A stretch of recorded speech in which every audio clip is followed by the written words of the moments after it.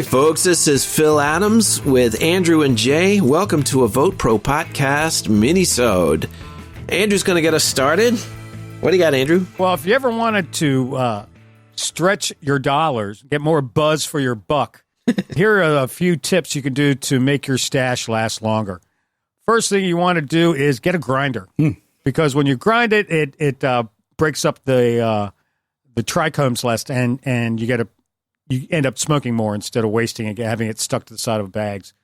So grinding it helps a lot. Now, when you store it in an airtight container. Get one of those dehydro packs. Keep it moist. So because when it's slow down. Moist, I'm writing this down, man. Go ahead. when you store it, you want to get these little hydro packs, stick them in there because what happens is when the weed dries out, it burns a lot faster and it turns to dust. So you get less. I hate that. Bang for your buck. Don't use rolling papers because joints, unless you have a lot.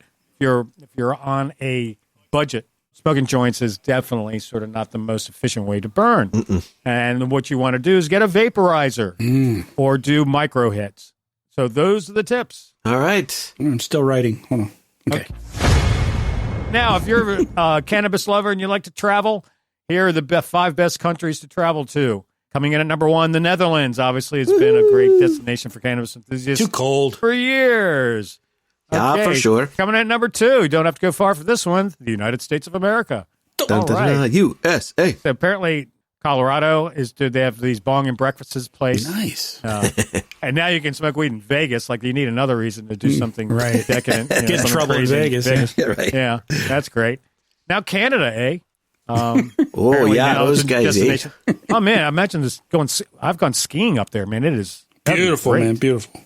And Spain is another destination. Phil just came back from Spain, Barcelona. Yeah. Es verdad. And now coming to number 5, Jamaica.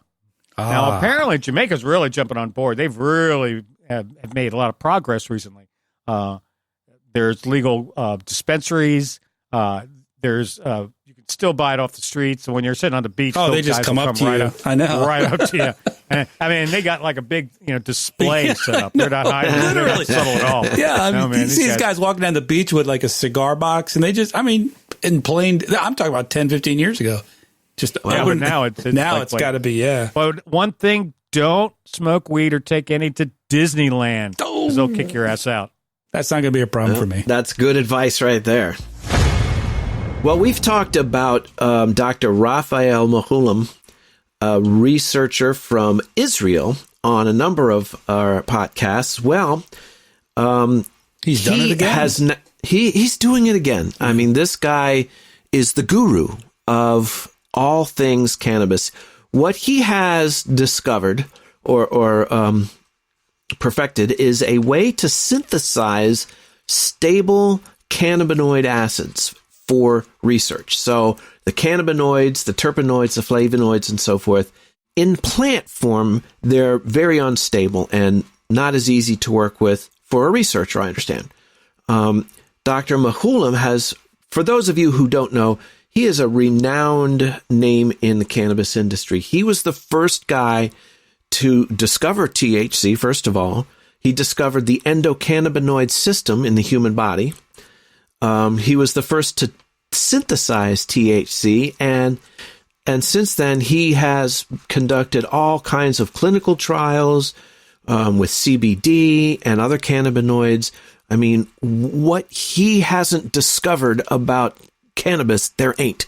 Right. So he is the man. He's the god of cannabis research. So it's cannabis fair research. To say he's if he isn't the world's leading expert, he's one of them. Yes.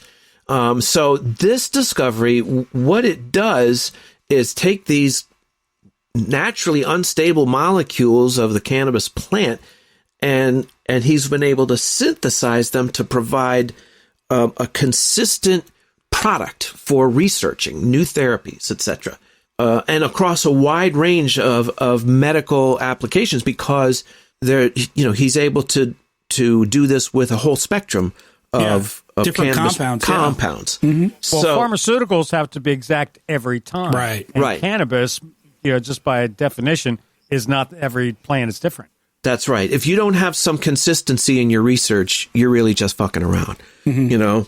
So that's good news. And it's ready to start licensing to universities and other research facilities. And so Dr. Machulam has done it again. Well, thanks again, folks, for this Minisode is brought to you by VoteProPot. As usual, keep it right here. We're going to bring you some more interviews with our health and wellness expert, Faye Berger-Mitchell.